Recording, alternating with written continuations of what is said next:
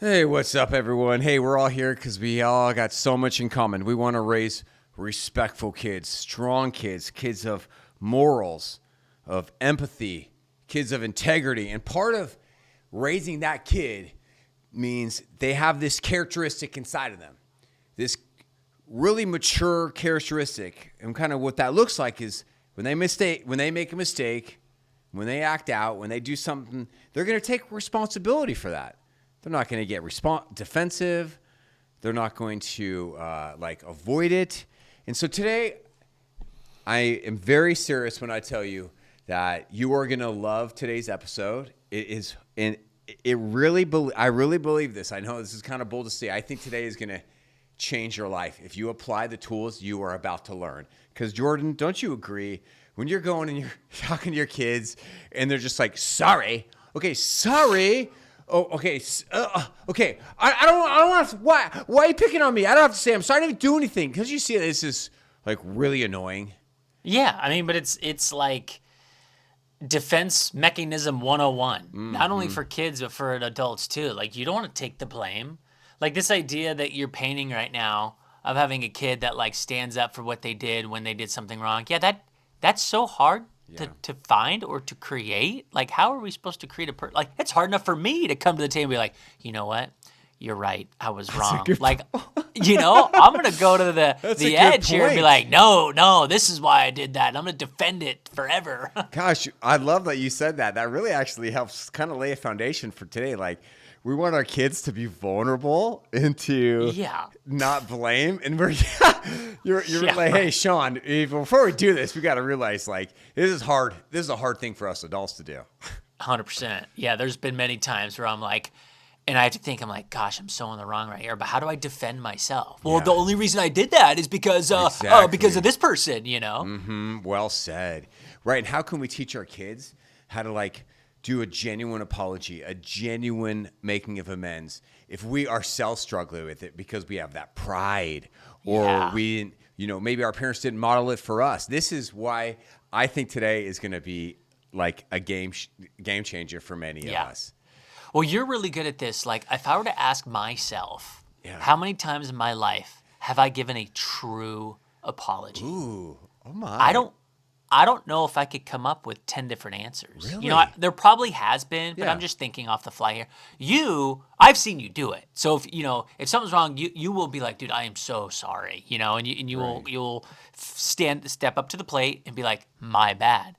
But for me and for a lot of people, I don't know if there's been a lot. Why? I don't get it. Like, why would you say that? Like, I don't understand why you would say. Why'd you say that?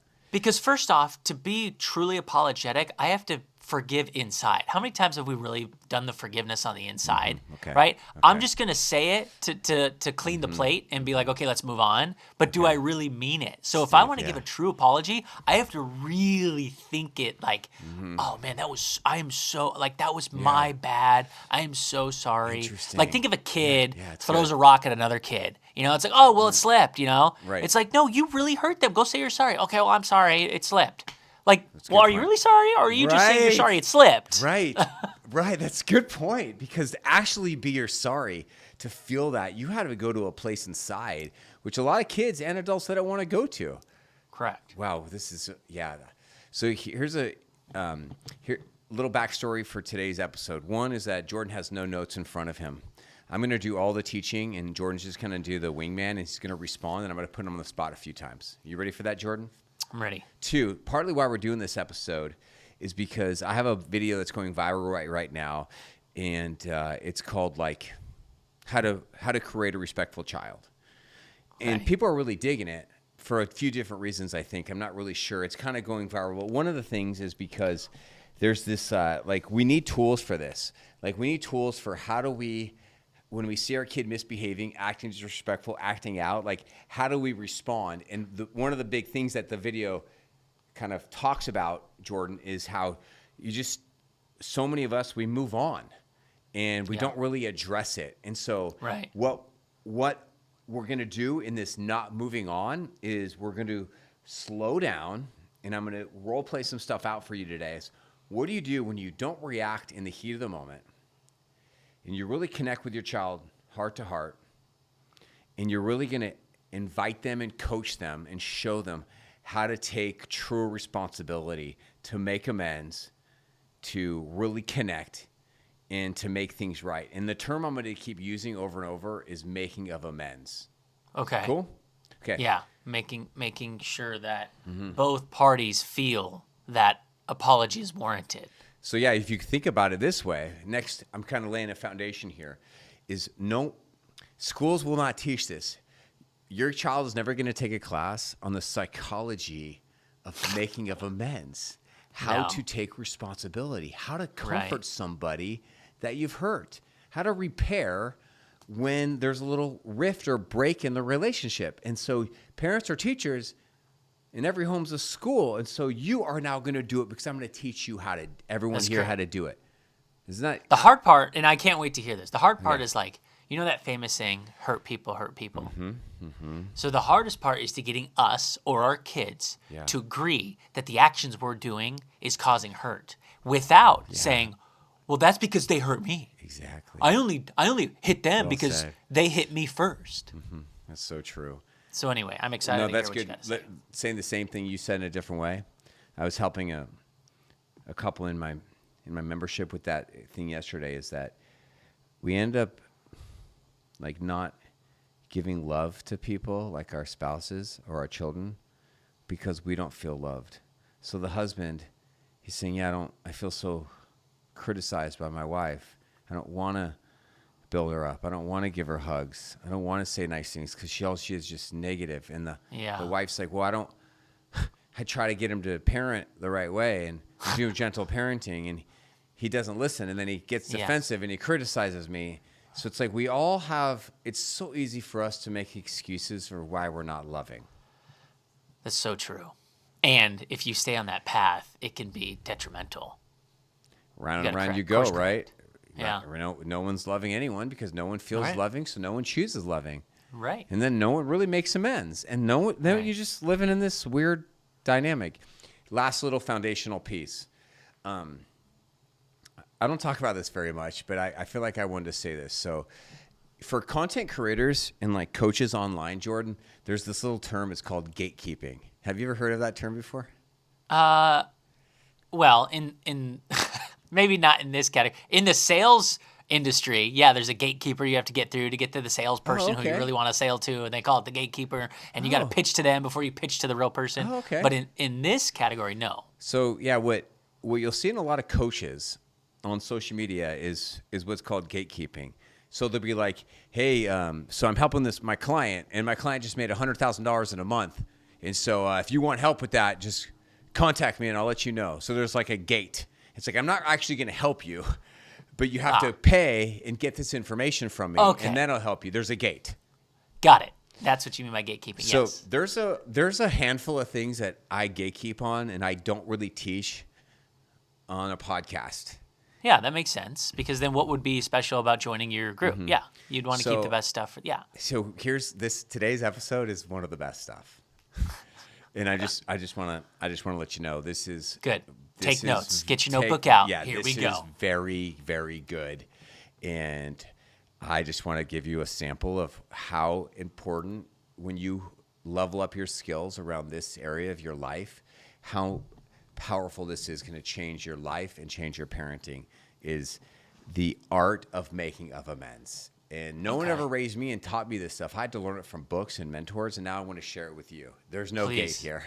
I'm going to be learning too, because it's hard enough sometimes to make amends when you probably don't want to, but you know you should. Yeah. Okay, first off, let me do a little bit, as we get started here, let me tell you something that is really, really interesting. Have you heard of that book, The 5 Love Languages? Yes. Okay, cool.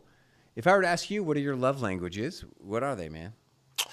I can't remember the exact phrase, but it's like the touch. Okay, touch. So right? There's 5 of them. So one of them is physical touch. So you like it when your friends and people who love you, they hug you. Yes. They put their hands on you. Yeah, that electricity, that connection. Yeah.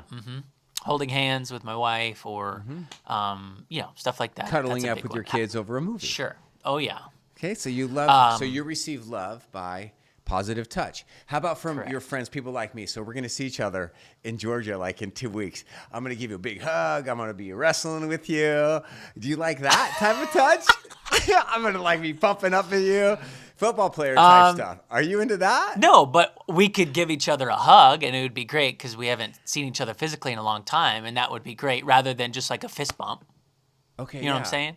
So You like know, I it's was like- hanging out with my cousin Josh in San Diego a couple days ago, and he kept bumping into me constantly, like shoulder to shoulder. He's like touching me constantly. Yeah. And I think it's because he just likes affection like that. He likes touching. Are you kind of like that, or like no, not too much? Not like that. That sounds creeper status. No. I'm sorry, dude. That's a little creeper. Okay. I don't care about gifts. I'm not a gift one. I know that's another love language. Help me with Yeah, so, number words 3, of encouragement. words I of think affirmation. Those are nice. Words of affirmation, Thank yeah. you. That's a good one. That'd be second tier. What else do we got? Quality time. Quality time. Definitely. Okay, so maybe that's Quality number time. 2. Number Touch 2 is then quality time. Okay, cool. Is it I do 4 or do we do 5? Yeah, 4. What's And the then fifth? the 5th would be acts of service. Acts of service, which would be, Like, hey, I cleaned the house for you. Yeah. Or I made this washed meal, your car. Yeah, I made this meal for you. I cleaned the house for Okay. you. I did this yeah, for I you. do that. I picked That's this up something for- I do for people to show that I love them. But sometimes I don't even ask them if that's one of their love languages. I just do it. Yeah, I've talked about on a few times on this podcast how my oldest daughter, Maddie, she's 20, has definitely one of her love languages. She really likes it when I help her out with little things here and there, and it really nice. hurts her when I don't. Okay. Right? I told that story about the windshield wiper like a month Yes, that's right. Like, So- you could do it. You're an adult. Suck it up. Like, go out there and figure it out. Yeah. ago. So here's something really cool. Like Jordan said, if you ever wanted to take notes, this would be an episode. Take notes. Like this is a game-changing episode. Like in a week or two, Jordan and I are going to do an episode called, what is it going to be called, Jordan? Like 5 things that we husbands do that bother our wives.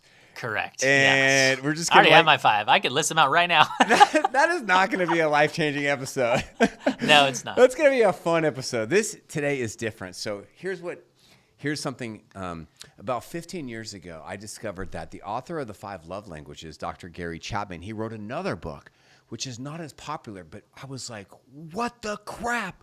This is an amazing book. Just as good, It yeah. changed my life. I was like, that is so deep. It's called The 5 Love Languages of an Apology. Oh, that's deep. No wonder no one heard of this book because no one wants to apologize. It's like, we don't want to do that. No one wants to read a book. On how to apologize. Oh my gosh, that's funny. Dude, I never thought about that. No one wants to read a book on. Everyone wants to read a book. It should be like he could have had a more popular book if it was called like How to Make People Apologize to You, or Yeah. like something edgy like that. Well, here's what Gary teaches: it's just like how he determined that we receive love in a specific way. His studies found that we receive apologies in a specific way. And he was able to identify 5 ways that people love to receive apologies. Oh, okay. I didn't know there was a thing. This is good. Yeah, write these down. Okay. So before I tell you specific scripts you can say to your kids to teach them about taking responsibility, this is just like think about this for yourself, for your marriage, your partners, and for your children. And so, Jordan, I'm going to explain the 5 to you, and then I'd love to get your opinion. What is the top 2 that you love? And I'll tell my top 2. All right. So we ain't going to spend too much time on this, but this is a really great tool to put in your EQ toolbox. EQ stands for emotional quotient. So we have IQ and EQ. And what this kind of podcast is about is really it's about high-level EQ skills. My book will hopefully be coming out in 2026. I don't know what the title is called. It might be called The EQ Parent, How to Raise Strong, Disciplined Kids. I don't know yet, but this is some of the stuff's going to be in that book too. So check this out. The first love language of an apology that Gary writes about is called expressing regret. It kind of sounds like this. Hey, I'm sorry I lost my temper and I yelled at you. Right? So it's like basic. I'm sorry. Okay. I'm sorry for what I did. Yeah. Right. I raised my voice. I don't know, hit you on a, I didn't mean to hit you. I was I'm sorry in I the said moment, that. whatever. I'm sorry. Okay. I'm sorry that I, didn't listen to you, honey. or I'm sorry that I said that at dinner, right? I'm sorry. Expression regret. sorry. Basic. Yeah. Pretty popular. Totally. It's got to be Sorry, the I most popular one. I'm sorry I forgot our anniversary. My bad. Oh, whoops. I think you need a lot more than that. Okay. And actually, here's one of my favorite ways to talk about today's episode and think about making of amends. I love saying this because it means a lot to me. I don't know why I nerd out on this so much, but I'm sorry is not like a magic wand. I'm sorry is not a magic wand. It's just you just can't go around saying it and expect everything to change. Right. So honestly, it can be annoying for the person receiving the I'm sorry too, especially if you receive it all the time from the same person over and over and over because it has no meaning. Well said. It's like, oh, you're sorry again? Well, why don't you just do it the right right way the first time? That's why we're doing today's episode. Yeah. That's one of the best ways to explain today's episode. I think the title of this episode might be called When I'm Sorry Isn't Enough, Guiding Your Child Towards True Responsibility. Okay. Number 2, accepting responsibility. I was wrong. I shouldn't have done that. Okay? I was wrong. If you want to follow along at home, just type into your phone right now. If you're listening to this, just like 5 love languages and apology, and then type images, and then you'll see some images pop up, like an image of these 5 things. So expressing responsibility. We're doing it together. I was wrong. I shouldn't have done that. I'll tell you right now. My wife, Danielle Donohue, today is her birthday. She's 46 today. Oh my gosh! Absolutely, Happy B-Day! That is awesome. absolutely her love language apologies. So she will, when she's really heated or not doing well, she'll often say to me, like, you know what, you're really not even owning this, and you don't even care, and you're just blowing this off. But I had already apologized for a long time. Right. And how does the second person really know that? I guess they don't. They just feel that, right? They're like, I feel like you're not genuine. You don't really mean it. And then I could come to the table and be like, no, I really mean it. It's like, yeah, okay, well, you're not showing it, right? I can't see you. You're just saying it. So that's the hard part, is connecting it from both sides. Which is part of the psychological foundation of why Gary Chapman wrote these 2 books. Because I could be saying to, you could be saying to your spouse, honey, I love you. I cook you breakfast. I do this. I clean this. And the other person's like, yeah, but I don't feel it, because they're talking about acts of service.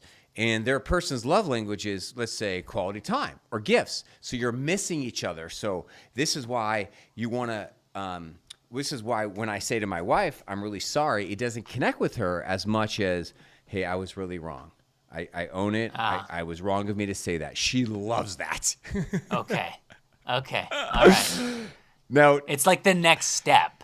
It's the next step of showing. It's a different step. I don't think it's the next step. It's a different step. Like if you're sorry, you were maybe in the wrong, or that you shouldn't have done something. But the I'm sorry is enough. So you have to go to the next step saying, I'm sorry, comma, I was wrong.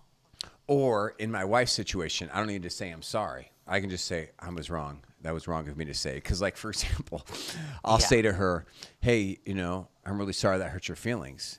And she'll be like, you're only sorry I've done that so many times. You're only sorry because I hurt my feelings. So you're not sorry for what you did?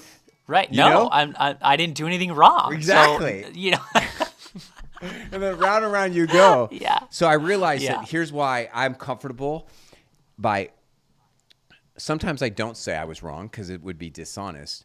But here's what I've learned about this. If it was wrong for my wife, what I said or did, it was wrong for us. Okay. So therefore, scientifically, logically, morally, authentically, I can genuinely say I was wrong. Okay. Even though I didn't feel like it was wrong.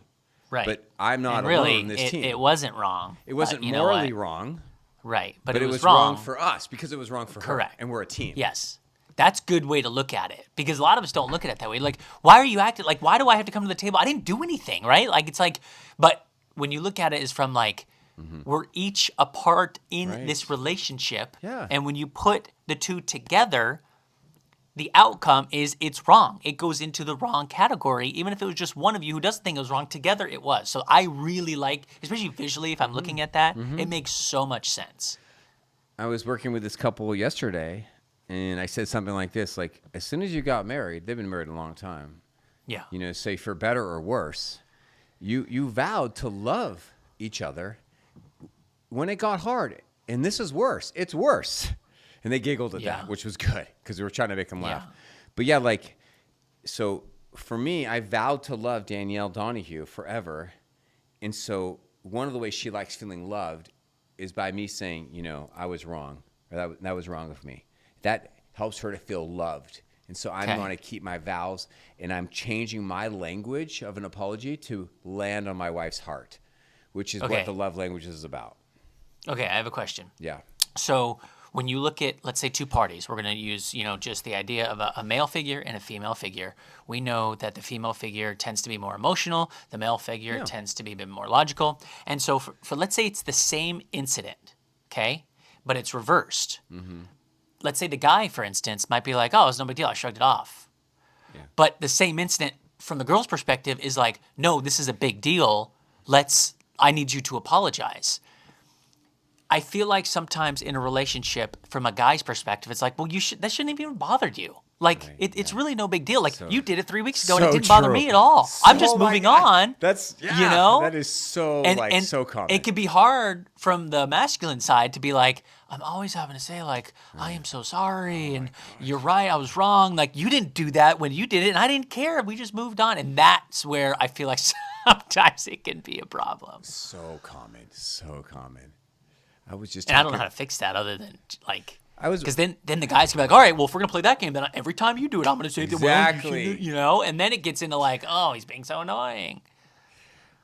I think you're speaking to a lot of men right now and really connecting with a lot of people right now by what you said. In fact, I went backpacking up in the middle of nowhere, desolation wilderness over the weekend, and I was talking with a buddy about this very thing. And I was talking about the couple yesterday about, can I tell you my thoughts on that point real quick? Yeah, that's what I would love to. It's like a different topic, but it's okay. Wouldn't it make sense that one of the ways that a partner, we'll call it a wife in this situation, because it could be the husband, one of the ways that they like connecting with their spouse is kind of with negative energy or being critical. That's what they enjoy doing. Right, which is hard. It's so hard. That's tough and toxic. But that's what they like doing. If they didn't like doing it, they wouldn't do it. They like bringing up negative things, complaining, criticizing, saying you didn't do this right. You should have put the salt shaker over here. Why do you keep talking to the kids this way? Yeah, I know, but it's toxic. Like, that's like being a gossiper. Like, it's not good to be like, well, I like talking about it. But you're talking about other people's info. Like, it's none of your business. Like, let's stop gossiping around the neighborhood. You know what I'm saying? Like, I agree. It's not good. I'm not defending criticalness or negative energy. I'm just saying this is what a lot of people enjoy doing with their partner. Like, I got married so I can talk about my negative feelings with somebody and just talk about how much I don't like things. And I just think this is a fact. Is it a healthy choice? Well, depends on who you ask and how often is it happening, right? What's the ratio? 5-to-1 ratio? Are you 5-to-1 negative to 1 positive? Is it 5 positive to 1? That's what Gottman says you got to do. Mm-hmm. If you want to be critical and share negative energy, do it. But you better look out for that ratio. You know? Yeah, and you better make sure your partner's okay with that, right? Mm-hmm. So, like, in that situation, let's say that was my spouse and they were doing the negative energy towards me, I would just be like, ugh, and try to move on and just focus on the good. Mm-hmm. But sometimes I feel like maybe with this idea of apology, we almost have to stop and play the game of like, hey, you know, that wasn't okay. You shouldn't have done that. Like, I want you to apologize because you brought up this negative thing. You were talking about my best bud and their marriage, and, you know, it went off the deep end, and I don't like the way it makes me feel. Now I feel weird about them, and you're talking smack about them. You know what I'm saying? It's that can be very hard. Really hard. So, yeah, it could also be hard if you're married to a critical spouse. You feel like you're apologizing every day, you know? Did you give your buddy advice at all on that? Definitely. Like, just make sure the ratio's right. I gave him a lot of advice because he was asking for advice. We're sitting here fishing in this Lake Aloha, this incredibly gorgeous Sierra Nevada mountains. But here's one thing that I'm not going to tell you exactly what I said, but here's here's one of the things that I feel like if you have a spouse who's very critical or negative towards you, that's really challenging. Hopefully that spouse will start doing work on themselves. But what I've landed on and what I feel like is good marriage advice is my response for my own marriage is love. I want to be loving towards my wife and my friends if they want to be critical towards me. And I can handle it because I've done so much work on myself. She wants to come and be negative or critical towards me. That's her choice. And my job is to just be loving and to love her back and focus on that. Okay. That sounds like that could be tough maybe at times, but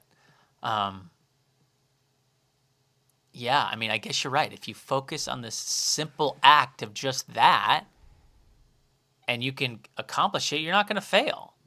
Now, you're not going to change the outcome of the overall relationship and the dynamic of it, but the way you view it, you are. But what if that's not true, what you just said?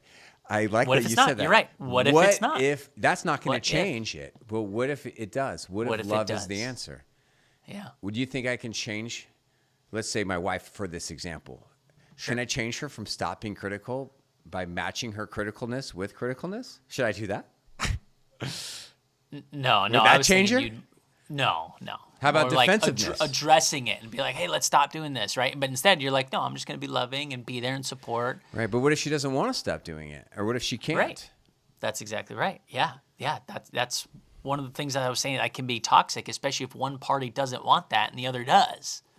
But you're right. If you take Sean's approach and you're just loving either way, then you can hope that the outcome changes. If not, then you have just decided to be okay with that outcome. It's like if I'm having a bad day, I'm choosing to have a bad day. Right. I could choose to have a good day.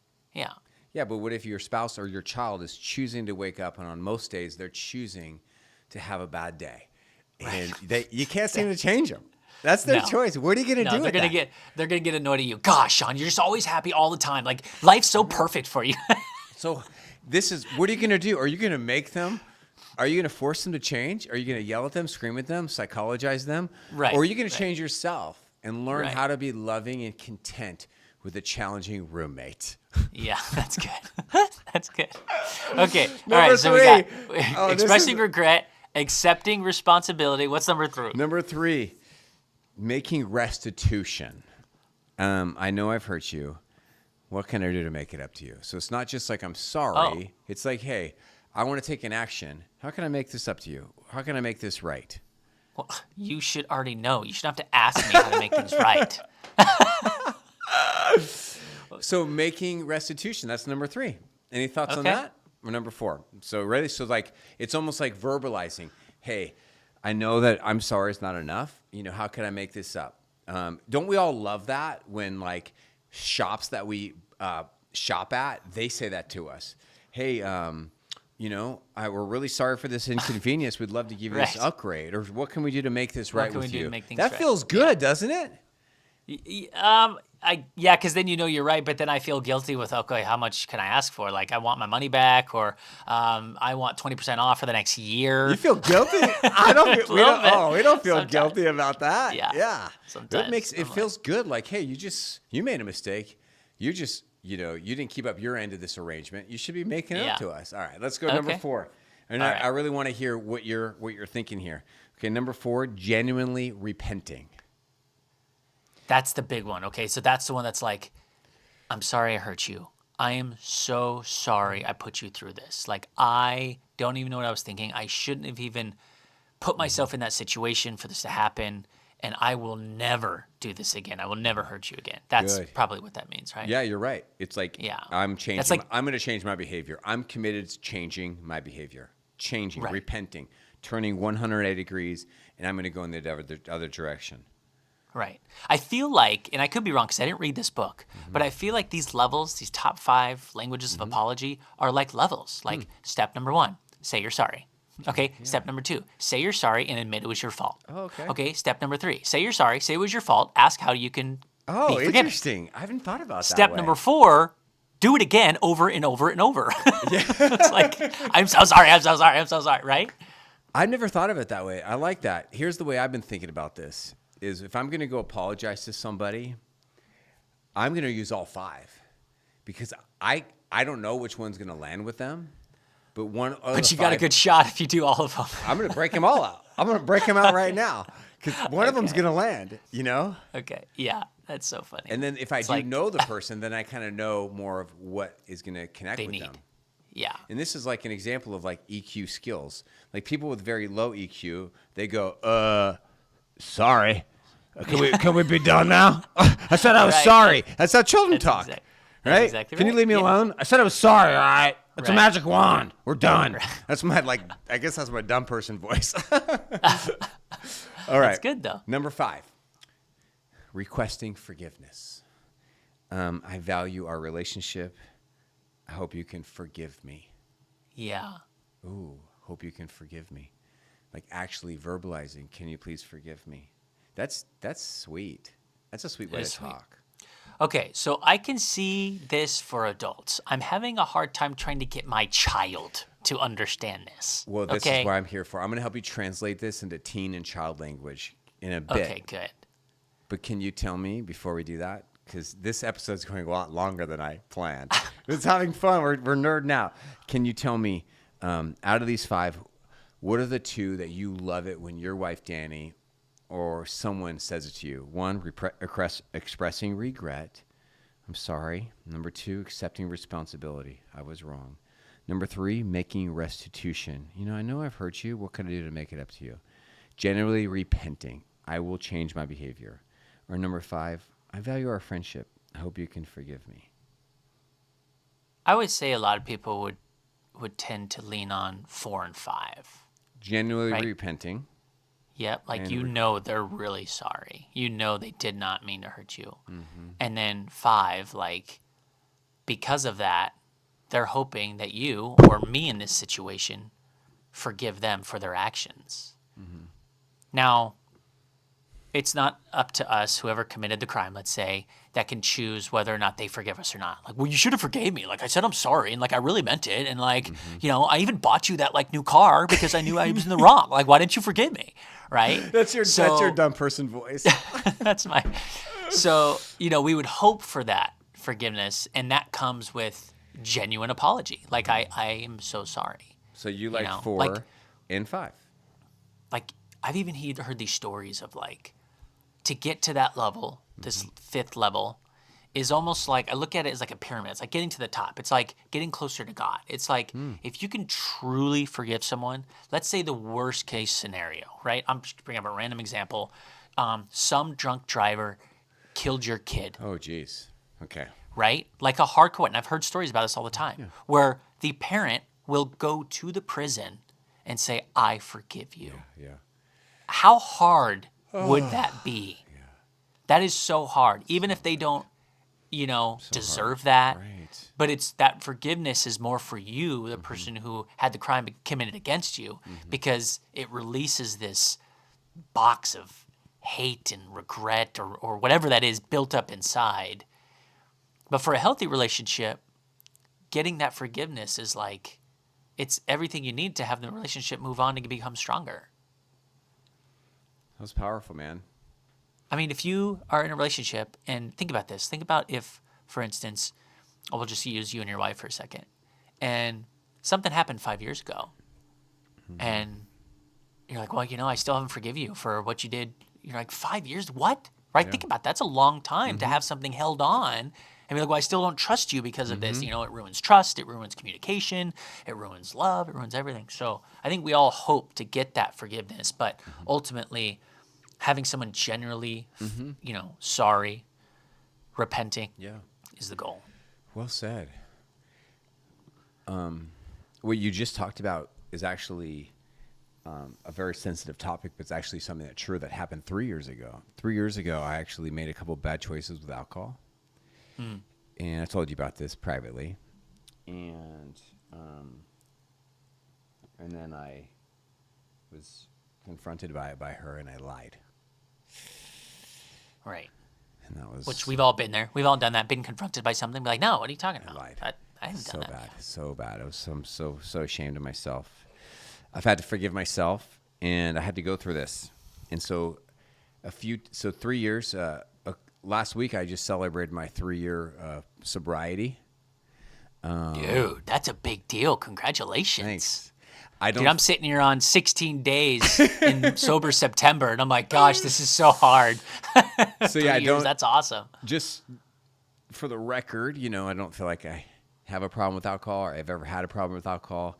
I just made some bad choices with alcohol and have had some problems with alcohol. My goal was to go 1 year with no alcohol, and I just enjoyed it so much. I was like, let's go 2 years just for funsies. Good for my health, good for my marriage. It's my friends seem to be really positively impacted by my own sobriety because now they're like realizing, wow, I got to chill out with my alcohol. Right. And then that's now exactly I just like, I'm going to go. And now it's like 3 years. And so I'm just like, I don't miss it. And the calories. Dude, they make these breweries. They make these beers now. These non-alcoholic beers that are like microbrews. Like if you needed to like have something that almost like tasted like one because you had this oral fixation of like drinking one. They make all these kinds now that make it so much easier. Dude, I know. I drink them. Oh yeah. Okay. They're great. Yeah. I drink them a lot. I love it. I do good. love the taste of beer. I love it. It was hard. It was hard to give because I just love the taste so much. So my love language. So my wife has occasionally, like once or twice a year, she'll say something, and it really, I don't like it when she says it. It hurts me when she says it. She'll say something like, yeah, this kind of reminds me of what happened, or this takes me back to that. And I'm like, I think to myself, like, oh my God, can you just please forgive me? Can we please move on?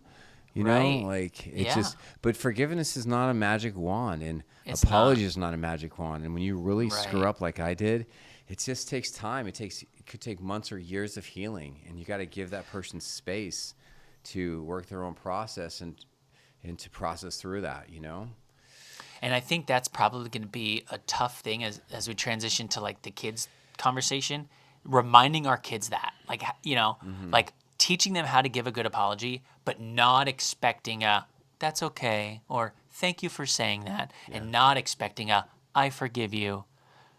Right? Because how hard would it be for like a little 6-year-old or a 6th grader to tell us, I'm so sorry I said that mean thing to you on Instagram. I really didn't mean it, or TikTok, and I truly am. I will never do this again. I know I hurt you. And then that person be like, well, you're just stupid, right? And don't acknowledge the hard work that I just put in to say I'm sorry.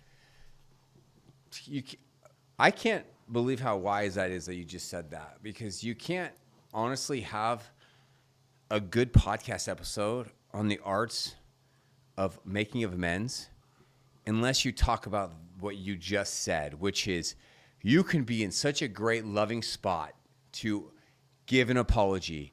You could be so motivated. I just want to make this better. I hate living in this tension, this argument, this unforgiveness. And you are ready to give the world's greatest apology, and they're not ready. And then you don't get the outcome, right? They're not ready. And then you don't get the outcome. You have to sit in that tension and act like a loving adult and not act out or act like a weirdo because you didn't get what you wanted, which is to make this all better. Which is going to be tough to teach the kids, but I think it's so important. Because if it's hard enough for us to forgive, how hard is it going to be for middle schoolers or high schoolers? They're going to hold that thing forever. Well, oh my gosh, you're still friends with Sarah Camperman from the 9th grade? Do you don't remember what she did to you in 9th grade? You're like, dude, it's been 20 years. Like, what do you mean? Like there are people that hold on to stuff for a long time. So I've got 2 thoughts I want to share with you, and I'm going to get your feedback on them, okay, before we start talking about the kids, all right? One is I feel like we should wrap up this episode and just do a part 2 where we talk more about this with kids. Do you think we should do that or just keep it going?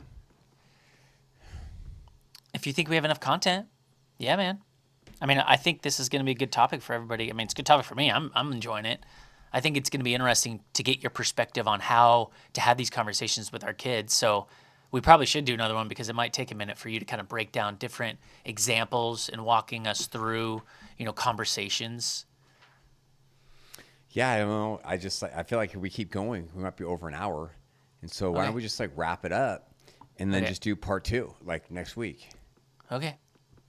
Let's do it. So we'll do this for like 5 more minutes and we'll wrap it up and I'll have them edit this part out. Okay. Okay, you cool? Okay. Yeah. Okay, so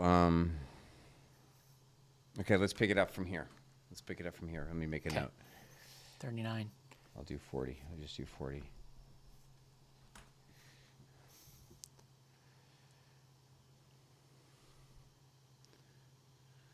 Okay, so as we think about this next section, let me share something with you, which I hope is kind of going to blow your mind, everybody.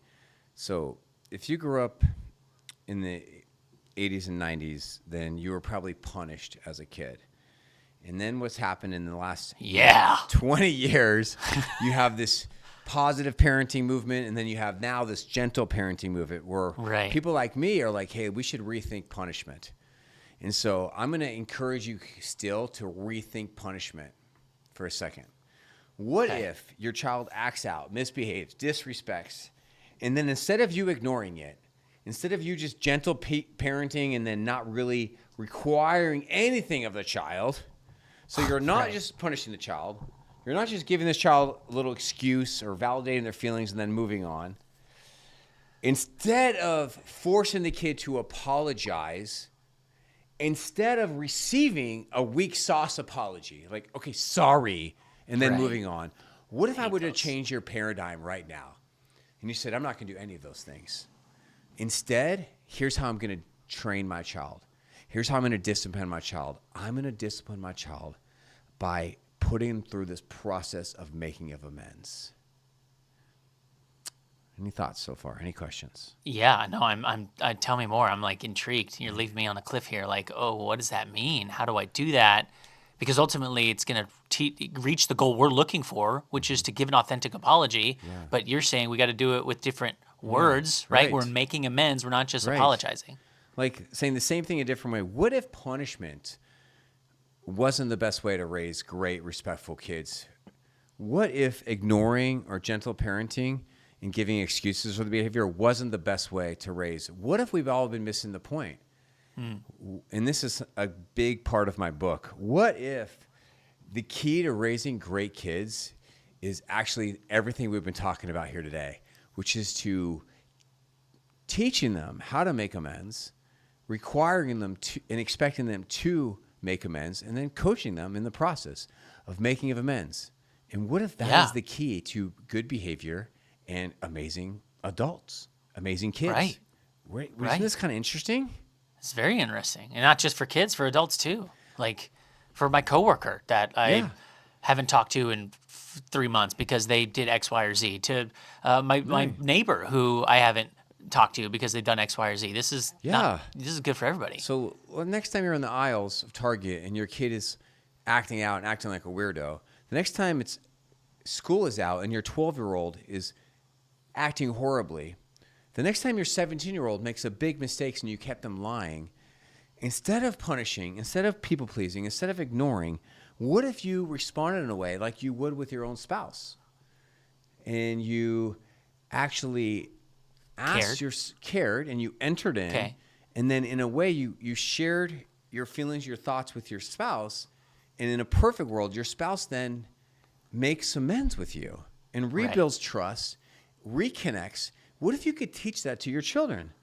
Yeah. Wouldn't that be incredible? If you could teach an 8-year-old how to make amends in a deep way, like the way we're talking about today, what would that mean for that 8-year-old's life? Oh, it means they're going to be stellar human beings as they get older. They're going to be able to navigate the tough workspace environment of working with multiple people, being around people with different backgrounds, with different religious beliefs. It's going to create such a well-defined human being to navigate through this chaotic world. That's all of our goals. Mm-hmm. Like, what if there was a way you could actually teach your kids these 5 love languages and apology, and age appropriately, they'd actually start playing it out. I'm going to share some tools with you right now on how to make that happen. Okay. Things I use with my own kids, and no gatekeeping here. Let me just role play some things out. Why don't we just keep it going? Okay. Right? Okay. First off, little recap. I think you do a good job of this recap. What would you say the difference in your mind, Jordan, between punishments, quick apologies, and Okay. making of amends. How would you characterize these things? Making Punishments? amends Yeah. is the perfect thing to create a healthy relationship for after the act. Punishment is just like basically getting my frustrations out because I'm mad at you as a parent. So I'm punishing you because you Interesting. not only were mad at your, like, let's say Joanna hurt Becca's feelings and Becca's upset. Well, I'm disrespected because my daughter Joanna hurt Becca's feelings, who is now making her dad upset, and I feel so now I'm going to punish my kid because it's a disrespectful thing for my family, and I feel Right. betrayed or whatever Yeah. the word is, right? Okay. Yeah, well said. Making amends, punishment. What's the third one? Like weak sauce. I'm sorry. It's a weak sauce Yeah, apologies. that's going to be the go-to for so many. Like, you need to go over there, knock on the door, and say you're sorry, and they're going to do it because you're making them do it. But do they really mean it? So what we want is then making amends. Right, The 'cause- hard part is sometimes kids fight, kids don't get along, kids butt heads. Right. Maybe they're not meant to be friends. Maybe they're not meant, but you can still make amends and go down separate tracks. Yeah. So let's do what I said we're going to do. And let's do this whole episode here, and I'll share 5 little action steps, tools for your toolbox, phrases you could say to help your kids take these psychology into their everyday living and then beyond. Okay. So I got 5 tools right. for your toolbox. Okay. First one. Hey, daughter. So thank you for saying I'm sorry. Appreciate that. Would you mind saying to me, how can I help you feel better, Dad? That's idea 1. Oh. Okay. All right. And you feel okay with, I guess you have to feel okay because we're coaching our kids. It's like, I could see someone be like, well, I shouldn't have to ask them to ask me how it would make me feel better. But no, we should have to ask them because we're teaching them. So that is good. If you, Yeah. let's imagine you with your twins. Let's say one of them acts out Right. and does something really disrespectful. Instead of you doing X, Y, or Z, can you role play out one of your twins for you? They're 10 right now, sure. right? Hey, so 11. Yeah. 11. So son, I really didn't like that. That really was not okay with me. That was really wrong. That really was not good. Oh, sorry. All right. So do you understand why that really is not okay and that really affects me and the whole family? Yeah. Okay. I said I'm sorry. Okay, good. Thank you. Something that would help me to feel better and move on, we can get on the same page, is would you mind saying to me, Dad, how can I help you feel better? Well, I already said I'm sorry. Right. No, I'm not going to do that. I already Great said acting. I'm sorry. Great acting. See, so now they're being coached into a deeper intimacy, a deeper EQ skills, and he's rejecting it because it's hard, it's intimate, it's vulnerable, right? I'm not forcing you to say it. I'm just asking, because when you act this way, it hurts people's feelings, right? And so I don't. Right, and I said I'm sorry. Disrespected. I appreciate that, but I'm sorry, son, is not like a magic wand. It just doesn't make everything better. Maybe I've raised you to think it is, but it's not. I'm not ready to move on. So, Okay, well then what should I do? right. I'm just asking you, would you mind saying that? Dad, how can I help you feel better? How can I help you feel better? Thank you. Thank you so much. Thank you. That means a lot to me. Well, you know me, I love hugs. So would you mind giving me a hug and maybe going up to Mom and in your own way, giving us a sweet hug and saying, I'll really work on this. Would you mind doing that? That would really help me feel better. That's great. I have 2 thoughts. Let's pause here. Yeah. Okay, number 1. Yeah. What if you get a child that just shrugs? Like I would say, let's role play, but the listener wouldn't hear me. So if you were to say, son, I need you to blah, blah, blah, or did you know what you did was bad? And they don't say anything. They just, Okay, so yeah, so what They you're just asking right shrug. now is, Sean, I need some tools. What They happens don't- if they my don't son talk, they or don't- daughter rejects the invitation to making repair, rejects the invitation to making amends, and they end up stonewalling, playing Stonewalling. done, or shutting down? Here's a Yes. really loving response. Well, it looks like you're not ready to address this or talk about Okay. it, so that's okay. So let me know when you're ready. But just please don't ask me for anything until Okay. we're ready to talk about it, because we're not okay. And I really need to address this with you. So you wait. That was this is the viral video that's going on right now. You wait. They're not ready to make amends. Because if you were to end up giving this kid 3 scoops of ice cream, giving them 5 hours of screen time, making them a turkey sandwich, playing with them, driving them here, buying them this, doing this, what message are you sending them? Second thing I have is, would you advise on this situation, but maybe instead of you saying, hey, would you mind asking me how this would make me feel better? Would it be better for your spouse to do that and be like, hey, you really hurt your dad's feelings. You should go ask him. So good. Like so having healthy. a spouse come in. So healthy. Or here's another great tool. Hey, so your twins are going at it, and one twin hurts the other one's feelings or whatever. Say, hey, Dad, I said I was sorry. Right, but something that would help me feel better. Can you go to your sister and ask her, how can I make this up to you? How can I help you feel better? No, I'm not going to do that. I already said I'm sorry. Right, but that's not good enough. I'm not ready to just move on. I know that I've taught you that I'm sorry is like this magic wand, but something that I need you to do is I want you to go ask your sister, how can I help you feel better? Okay. See what we're doing? We're inviting him a deeper sense of making of amends. And if he says, no, I don't want to do that, well, then you can either power play him or you can use another tool. We got more tools. All right? That's so much better than the scene in my head. Damn it, boy, it's because I said, go ask your sister. I would make you feel better. Right. Or like, let's say somebody like rips a book, a page in the book. Right. How can I help you feel better? Well, you know, what would help me feel better is go take some tape and tape up the book for me. Right? Go use your allowance, buy me another book, and get it here in 2 days. You broke your sister's thing, so I think you need to.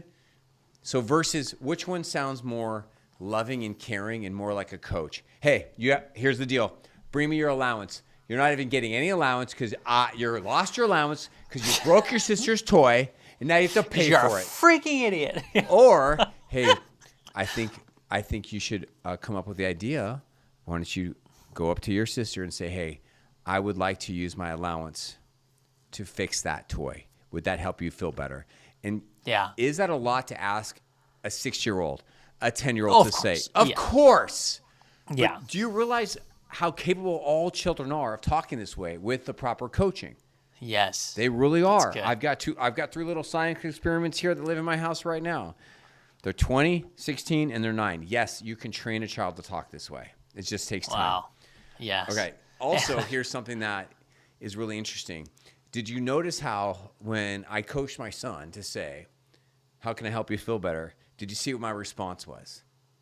The hug. What'd you think about that? Yeah, because you were pretending to be me, and you know I love hugs. That's my love language. So it does not make sense if your love language is like acts of service and you like cooking, or that you would say to your kid, well, I would love for you to help me cook dinner tonight. Yeah. Or let's say your love language is quality time, and your teenager never wants to hang out with you. So you're like, hey, something to help me feel better is this weekend. You know, we go on a hike. We're gonna together. gut a deer. I shot it. I'm gonna shoot a deer this weekend. You're gonna help me gut this deer. All right. Or hey, we go out to Starbucks together and we just hang out. Oh, Mom, I don't want to. You're making me hang out with you. Family movie night. No, I'm not making you. I love quality time with you, and that would help me to feel better if you were spending some time. You're making me hang out with you. I'm not. I'm saying, when you hurt someone, when you cross a line, this is what you do to comfort someone to make it right. And I'm just telling you, that would help me to feel better and move on past this. Right. And then that actually will happen, and then you actually can move on. Yeah. Making of amends. You either hang out with me and we can go shopping and spend the day together, or you have to gut a deer with your dad. Pick one. Oh my God. Okay. Idea 2. It's really good. You've heard me talk about this a lot. Is have them talk about trust and give you their word. So, for example, hey, can I trust you will never do this again? Mm-hmm. Okay. You know what would help us move on from this, daughter? If you were to look me in the eye and say, Dad, you can trust me. I won't do this again. Or Dad, you can trust me. I will really work on this. But don't just yes man me. I want you to give me your word. You're really going to work on this. And then they'll say, do I have to? I was like, no, but I want to move on. would you rather me punish you or would you rather talk about trust? Okay, I'll talk. So what I'm asking you is give me your word that you're really going to work on this. And now you're teaching your kid the psychology of trust and how to give and keep their word. Very key. Okay, just going to take this one step for a second. What if it's a repeat offender and the kid keeps doing it and you keep trying to, is there another level of like, well, I'm trying to trust you. You keep saying, but. All kids are repeat offenders. Okay. So I can, if you're in my membership, I can take you all the way with this. But here's the next step would be to not give up on this and just keep talking about trust for 3 or 4 times and say, hey, I really don't want to punish you. I don't want to yell at you. I just need to be able to trust you. And you keep giving me your word, and your word means everything in this family. So don't just give your word without following through. And then essentially, if they can't keep their word, then you need tools for what do I do when my kid is giving me their word and they're not keeping their word? Most people don't get to that level, though, because kids can keep their word. Right. That's good. Yeah. Yes, impulsivity, of course, comes in, but that's a different conversation. Okay, next tool is this. This one, I think you're going to think this one's a little bit weird. Okay, shoot. Most parents have never, ever said this to their kid. But hey, we're talking about love languages of apology. Here it comes. Ready? When you hear me say this, you're going to laugh. You're going to laugh. Is this from you or is this from this I made book? this up. I made all this up. Yeah, all right, this is from the book. Okay. All right. Okay, ready? So, go ahead. Say, sorry, Dad. I'm sorry, okay? Dad. I'm Hey, sorry, dude. I said I'm you. sorry. I'm sorry. Thank you for saying that. Can I say a couple things to you that help me feel better? Just keep It's a free world. It's a free world. It's a free country. You say whatever you want. Someone that would help me to feel better is you could say, Dad, how can I comfort you? Yeah, but you just did that. How can I make things better? This is just a different word for it. How can I comfort you? It's totally different, man. It's totally different. Let's take it again. Would you mind saying that to me? How can I comfort you? No, I'm not going to say that. What if you have like a 16-year-old? I'm not saying that to you, Dad. Okay, then don't. What are you smoking? Then you don't need to. But I'm saying, like, okay.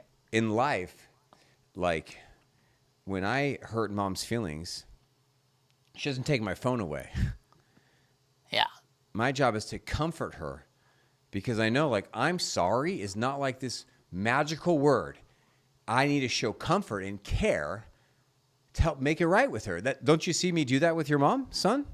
Yeah, Dad, but that's your wife. Like, you're my dad. Like, I don't have to comfort you. Right. So this is why it's a very unique tool. But we don't need our kids to comfort us. But doesn't it feel good? And if we can teach a 10, 11-year-old boy to comfort his own dad who doesn't need it, what is that going to mean for your son's life? Does your son know how to comfort somebody at age 11? Who's going to teach him? Yeah. This is deep.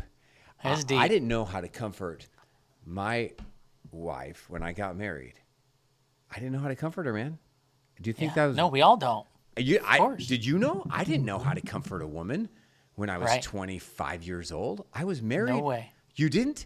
Well, how did you learn? My She wife had to teach me. She had to teach me too. She had to teach me. And she wrote me a whole book on it. Here's chapter 1. Okay, this is what you do when you walk through the door. Chapter 2, you apologize every day, every second. No, I'm just teasing. So could we teach our kids how to comfort somebody so they can have skills that no one else has? This is deep, dude. It is deep. It's very deep. This is deep stuff. I told you, there's no gatekeeping, man. All right. This is good. Okay. So yeah, you know what? I just think that the key to life, daughter, is that when you hurt someone's feelings, you got to comfort them. So this is what I role play out with a lot of VIP members. So pretend to be a teenager. So would you mind showing me some comfort and push back on it? Be salty. Ugh. No, I'm not. What is that? I don't even know what that means. No, I said I'm sorry. I know you're cool with it. You're just trying to be an annoying dad right now. Right. I'm not trying to be annoying. I'd rather. What could I possibly do to comfort you? Well, do you know how to comfort somebody? Yeah, I'll give you a blanket. You can comfort yourself all around with a comforter.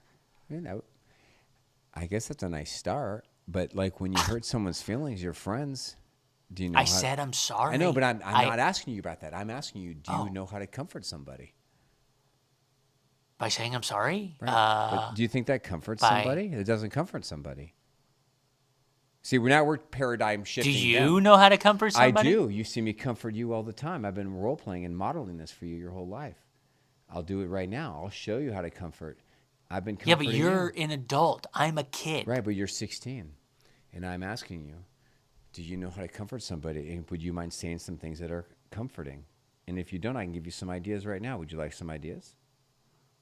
Sure. Okay, well, put your hand on my arm and say, Dad, I love you. I really respect you. And I'm really sorry I hurt you. Would you mind saying that? No, I'm not going to say that. You already know all these things. You already know I think those things. I'm just saying it would mean a lot if you were to do that. When you're ready, just show me some comfort. Dad, you know I love you. You're awesome. I'm sorry. Can we be done? Yeah, we can be done, but I don't really feel comforted. I said I love you. Thank you. That's very nice. I'm just saying I would like more of that from you, and I'm really pushing you right now. And so when you're ready, I'd like for you to think about ways you can show me some comfort that would help me to move on. You're a great dad. I love you. Okay, thank you. See, now what you're doing, you're trying. Yeah. See? And that's what they do. It'll be awkward in the beginning, but they're really trying. Right? See how I had to coach him. Literally tell him, put your hand on my arm in that kind tone. Say, Dad, I really love you. I'm really sorry I hurt you. I'll do better next time. That's very comforting, don't you think? Yeah. I didn't know how to do that, man. No, me neither. Right? It's basic now. Right? Yeah, I know. There's a lot of men that still don't know how to comfort anyone.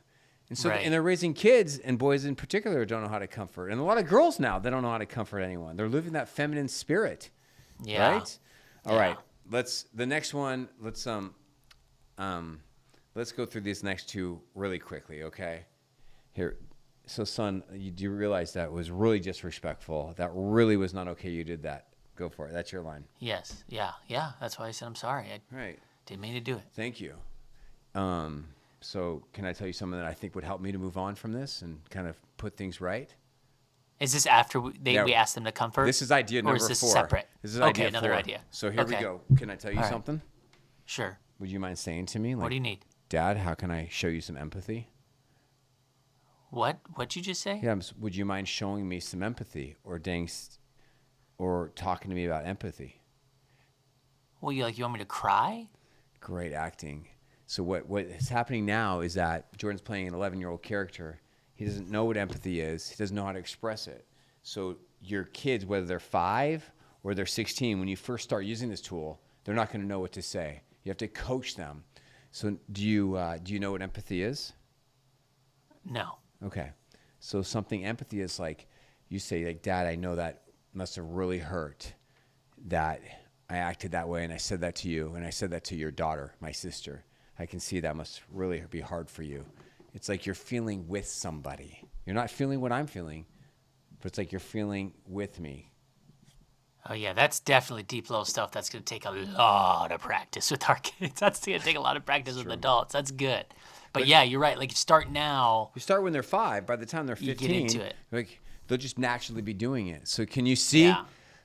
Would you mind saying to me, like, when I don't like it when, someone yells at me, and I can see why you wouldn't like that I yelled at you. I can see that. So you're validating their empathetic experience, and you're teaching a 12-year-old on how to say that. So, son, would you mind saying that to me, like, in a nice Dad, tone? I can know see how that must have really hurt. Mad.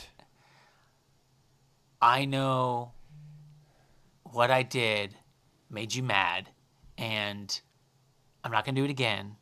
And I understand how that's your wife, my mom, and I shouldn't have talked to her that way, and that's why you're upset. Thank you. That was very nice of you. That was very empathetic. You did a great job. I feel a lot better. Thank you. Great. Can I go play Fortnite now? You sure can. We are good. You made amends. We are good.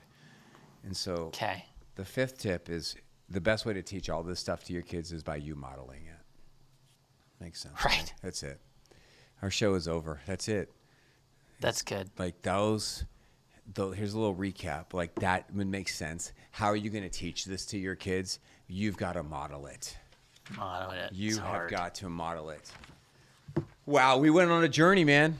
We did it. We did. But dude, that was really deep. And deep, if we can master that, we will have an amazing family and amazing kids. And then just keep pushing them through that and practicing it with them. Can I do a little recap? Sure. All right. Here's a little recap. How to raise respectful kids who take responsibility and make amends. Let me give you 5 action steps. You definitely need to use these scripts or try these with your kids. Okay, number 1. How can I help you feel better? When you're sick of the I'm sorries or forcing the I'm sorries or requiring the say I'm sorry, teach your kids to say, hey, how can I help you feel better? It invites them into this process of making of amends. Number 2 is have them talk about the psychology of trust and giving you their word. Sounds like this. Hey, Dad, you can really trust me that I'm really going to be working on this. Mom, you can trust me. I will not say that to you again. I give you my word. Idea number 3 is comfort. We don't really need our kids to comfort us, but a child learns how to comfort people in the home. So you could say something like this. Hey, would you mind showing your brother some comfort? Hey, I really want to move on from you. Hey, I really want to move on from this. Would you mind showing me some comfort? Yes, that is a very unusual tool, but inviting them to show comfort is so much powerful than I'm sorry. Right. Idea number 4 is empathy. Coaching them and modeling empathy for them and inviting them to show empathy as a way of making of amends. Sounds like this. Hey, would you mind showing me some empathy? That would really help me to kind of move on. Yeah, here's what empathy kind of might sound like in this situation. Let me kind of show you some things you could say that could be empathetic. And idea tip number 5 is this, is parents or teachers at every home's a school. You want to teach your kids EQ skills, the arts of making amends and taking personal responsibility and comforting someone, making things right, taking responsibility. Well, the best way to do that is by modeling it. Genius. So good. Very hard, but we So got to hard. start somewhere, and we got to just work on step 1, right? Figure that out. Then you can move on to step 2. But all these tools, if we can revert back to our little notebook, like it'll work. It'll just take a minute. Thanks for this awesome episode, man. I'm exhausted. It's been great. That was like I know. really It's deep good. and really good. Thanks for being Thank my you. friend, and I'll see you in Georgia soon. Stay strong, be close, and teach wisdom. We'll see you guys next time. Bye. See everybody.